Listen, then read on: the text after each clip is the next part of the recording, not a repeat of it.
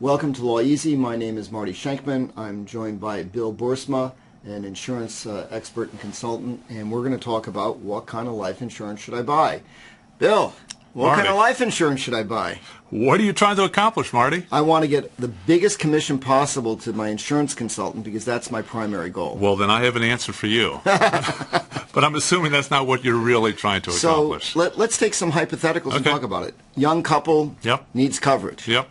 And I know we talked about this in another video clip, but it's Yep. really important. Yes, So it is. what kind of things should they look at and talk about conversion options, because that's critical and too often overlooked. Absolutely. No, I'm a big fan of large amounts of cheap term insurance for that, especially for that family income, for putting the bread on the table. Okay, large amounts of inexpensive term insurance. And when I say inexpensive term particular insurance, phase, that makes sense. At a particular phase, that makes a lot of sense. And let me just interject that if it's a large amount of term insurance, you probably should have a trust so that the proceeds are protected from future spouses, claims, and so on and so forth. Yeah, absolutely. I got to get my pitch in. No, that's great. And within that, I mean, you can't just go out and spreadsheet term and buy the cheapest. It's not all that simple. You got to look at a lot of different issues, like convertibility, as you mentioned. That can be a huge one. So I shouldn't just go to the website howtogetthecheapestterm.com? No. I just made that up. If it's a real site, don't sue me. Well, it's the issues that you aren't thinking about as a young, healthy 25 or 30-year-old that sometimes, unfortunately, become front and center, and you want to be prepared for that. Okay.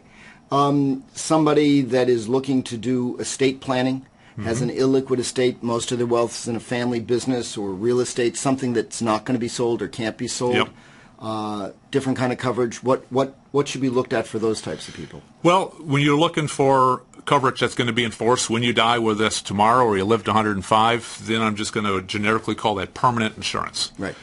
Whole life, universal life, index life, variable life. Take 10 seconds to describe each. real Okay. quick. Well, guaranteed universal life is going to be GUL. GUL, closest to no moving parts. Okay, you got a premium, you got a death benefit, you follow the rules. But no matter what I say about anything, there's more to it. Okay.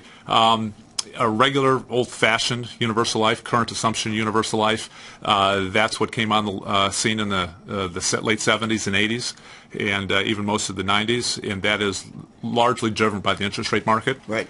Indexed UL, now we've moved into a point where the crediting of the policy is fundamentally determined by the performance of the indexes, the stock market indexes. Which always that you go have. up, correct? Oh, they always go up, absolutely. So you don't have anything to worry about with that. Variable life, now you're securities, not just index, completely into securities, so you have a lot more upside potential and a lot more downside potential. When would accepting that kind of risk make sense if you know you have a liquidity issue and you're going to need the coverage? If you are a sophisticated individual with a lot of understanding, a lot of counsel, and the ability and time to pay attention to this regularly. Who monitors those underlying securities? Is it the insurance consultant? Is it the insured? Is it an advisor, an investment advisor for the insured? Who helps monitor that? Because obviously that's critical to the performance. In real life? Yes. No one. Who should be doing it? The advice. Well, you have the client who should always be in the loop on that. The agent should be in the loop on that. If you have a third-party investment advisor, I would suggest that investment advisor be in the loop. So one of the things I always struggle with all clients that are looking at estate planning, and certainly insurance is a key component of it, is to come back for an annual review because things change. So it sounds like one of the key messages of this is that if there's insurance as a foundation of any estate plan, that really needs to be looked at pretty regularly as well. Absolutely. Exactly how often depends on the kind of policies. Right. Some may not need to be every single year. Some probably may need to be more than every year. Right. Yeah. Makes sense.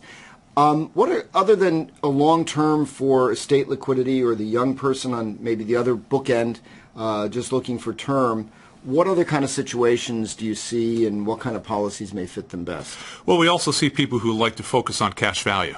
Okay, if you build the policy correctly, which is beyond this conversation, it may have the ability to provide a twofer. You got a death benefit there and the ability to accumulate cash value on tax-favored basis. So you're accumulating cash tax favored, drawing it out as a retirement? You could. You have to be very, very, very careful. I see a lot of people doing that and shooting themselves in the foot.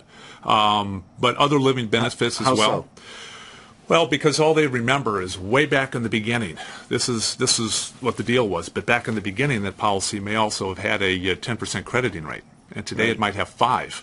Well, if you pull out the amount of money you remember under today's scenarios, that thing could fall on its face. Absolutely, it could blow up, fall on its face. You could have internal loans that'll come crashing down as phantom. So why tax else would gain. somebody favor a high cash value policy as opposed to a higher death benefit? Well, sometimes that high cash value, it seems counterintuitive, can drive that death benefit higher and higher and higher. Interesting point. We did another video clip a few minutes ago on why the cheapest policy is not best, because so often I hear consumers, but that was the cheapest price. Mm-hmm. But doesn't that tie directly back to what you just said in terms of putting more cash value in so you have a more secure policy for the long term? Number one, more secure. You want to make sure that the thing's going to be around.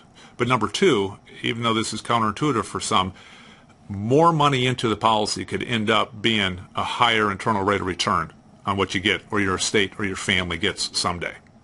Good point. Good point.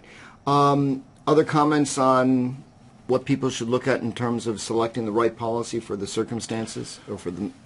A lot of it is about how conservative or aggressive you want to be. And sometimes if you are conservative or aggressive in one aspect of your life, maybe this can be something that you go the other direction.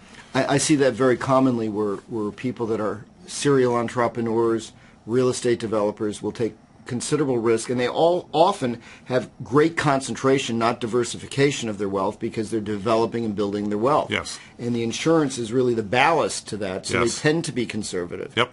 And often I find that it's only by virtue of making those premiums that they are willing or able to systematically take money off the table from the high-risk business that they may be in. Absolutely. And again, counterintuitively, sometimes they are the ones that go into the most conservative life insurance Yes. policies. Yes. Absolutely. Yes. Thanks for joining us. Marty Shenkman for Law Easy. Please keep in mind that the video clips are for educational purposes only. Don't take any action without talking to your consultants. Thank you.